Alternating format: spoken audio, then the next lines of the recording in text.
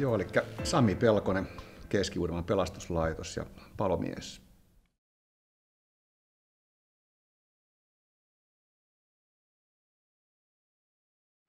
Eli mun ura lähtee liikkeelle nuorena poikana Oulussa syntyneenä ja monen mutkan kautta perheen kanssa Kemiin muutettiin ja urheilu on aina ollut tietyllä alalla lähellä sydäntä mulla ja se on tietyllä alalla ohjannut mua vähän tähän mun omaan ammattiini. Ala-aste ja yläaste tuli käytyä, lukioon tuli mentyä ensimmäinen vuosi ja silloin sain tietää, että pääsen vaihto-oppilaaksi Yhdysvaltoihin. Ja vuosi tuli vetty Yhdysvalloissa ja opiskeltu vähän englantia ja urheiltua paljon. Ja jenkkivuosien jälkeen tulin takaisin Suomeen ja lähdin pelaamaan Varkauteen jääkiekkoa. Sen jälkeen armeijaan ja armeijan jälkeen tuli mietitty, mitä mä tuun tekemään seuraavaksi ammatikseen, että mitä mä haluan tulevaisuudelta, niin mä hain kouluun Rovaniemen apiurheiluopistoon ja 92 syksyllä pääsin sinne ja liikunnan ohjaajaksi opiskelemaan. Sitä tuli opiskeltua 4 vuotta, eli 96 keväällä valmistuin liikunnan ohjaajaksi. Ja sen jälkeen työelämä kutsui ja pääsin Helsingin kaupungille liikuntatoimelle töihin. 97 aloitin työt Hyvinkäällä, Sveitsin uimalassa ja ensimmäinen vuosi meni vähän opetellessa työpaikalla toimintatapoja ja miten sitä töitä hoidetaan ja tehdään. Ja työnantaja oli sen verran hyvä, että se ymmärsi jälleenkoulutuksen päälle, uudelleenkoulutusta. Ja 98 vuonna työnantaja kustansi mulle kansainvälisen hengenpelastajakoulutuksen Jyväskylässä 2 pitkää viikonloppua ja samana vuonna valmistuin kansainväliseksi hengenpelastajaksi.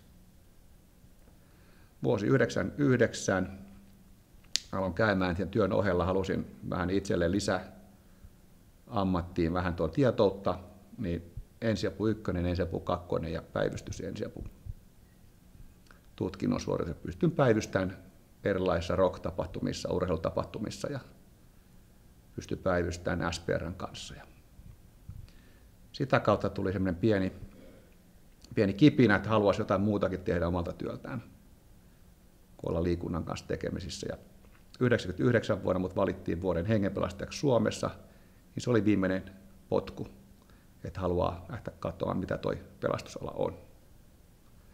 Ja 2000 syksyllä pääsin Kuopion pelastusopistoon, pääsin kouluun ja siitä alkoi nähty pelastajan ura minun kohdalla. Mun kohdalla kaikki meni hyvin, pääsin suoraan kouluun ja koulun penkkikutsu ja liikuntataustasta oli hirveästi hyötyä. Testit mun henkilökohtaisella kohdalla oli suhkot helppoja. Ja 1,5 vuotta tuli vietettyä aikaa Kuopiossa pelastusopistolla. Ja kun valmistuin pelastusopistosta joulukuun 15. päivä 2001, niin tammikuussa 2002 pääsin töihin pelastusalalle. Ja sen jälkeen olen ollut koko ajan töissä pelastuslaitoksella. 2002 loppuvuodesta lähdin YK-reissulle Kosovoon, lähdin palvelemaan sinne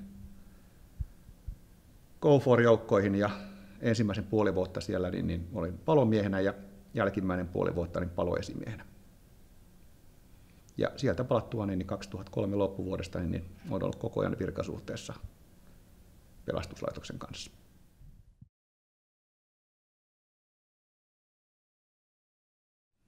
Ja ammatista sen verran, että meidän työvuoro alkaa kello 9 aamulla ja työvuoro kestää 24 tuntia. Ja se alkaa sillä, että puhutaan aamuapellista, eli vaihdetaan vuoroja ja vaihdetaan päivän kuulumista, mitä on sattunut edellisen vuorokauden aikana. Ja sen jälkeen oma paikka, mikä sulla onkaan, onko se savu 1, savu 2, nostolava, konemies, esimies, niin käydään tsekkaamassa, tarkistamassa omat paikkamme. eli mitä kuuluu kellekin, niin käydään läpi ne, katsotaan, että kaikki tavarat on kunnossa. Ja sen jälkeen esimies johtoisesti mennään luokkaan ja pidetään aamupalaveri, missä käydään päivän aikataulu, käydään läpi, ne kaikille yhteiset asiat jaetaan. Esimies kertoo, mitä on sen päivän ohjelmassa. Esimerkkinä meillä on sairaankuljetuspuolen järjestämä koulutus, palopuolen järjestämä koulutus.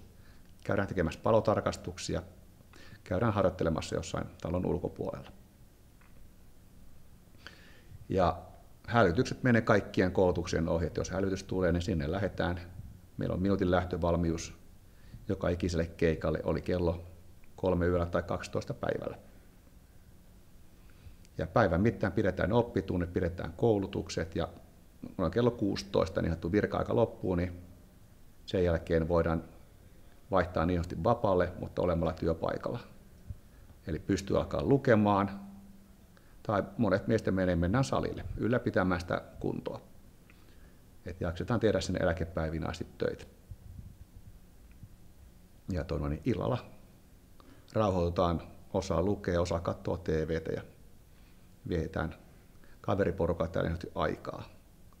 Että tämä yhteisö on tietyllä lailla vähän kuin suljettu, mutta me ollaan hyviä ystäviä, koska me nähdään näitä kavereita, työkavereita, me nähdään 24 tuntia. Niin näitä ehtii oppia tuntemaan kaveria niin hyvin, että me ollaan aika tiivis yhteisö. Ja osa näistä kavereista mä näen vapaa-ajalla harrastuksen piireissä nähdään, niin tavataan siellä. Ja työvuoro, mitä pitää sisällään, niin hälytykset kaikki, niin kaikkien pitää olla valmiita, niin sen takia me harjoitellaan paljon. Eli lähdössä joka vuoro, niin meillä on vähintään yksi harjoitus. Pyritään harjoittelemaan mahdollisimman monipuolisesti. Kaikki ne lakisääteiset harjoitukset ja vähän muitakin harjoituksia, että ammattitaito pysyy yllä. Ja työvuoron jälkeen aamulla, kun päästään 9 töistä, niin 72 tuntia on vapaata. Ja itse pyrin aina silloin, jos mahdollista, niin reenaamaan mahdollisimman paljon monipuolisesti, että jaksaa tehdä töitä vuodesta toiseen. Ja mitä työ antaa ja mitä työ vaatii, niin työ on monipuolista, koskaan työpäivä on samanlainen.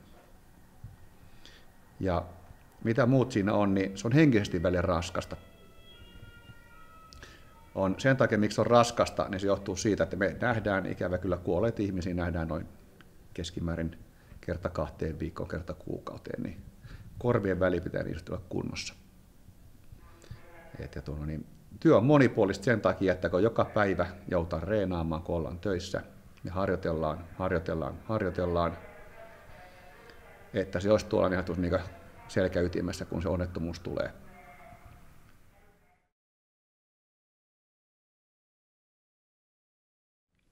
Kun koulussa olette, niin lukekaa matematiikkaa, lukekaa kieliä.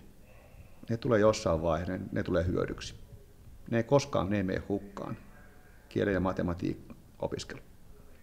Myös tietyllä lailla tuo liikunta, koska työ vaatii ja työ on fyysistä, niin jaksaa tehdä sitä työtä.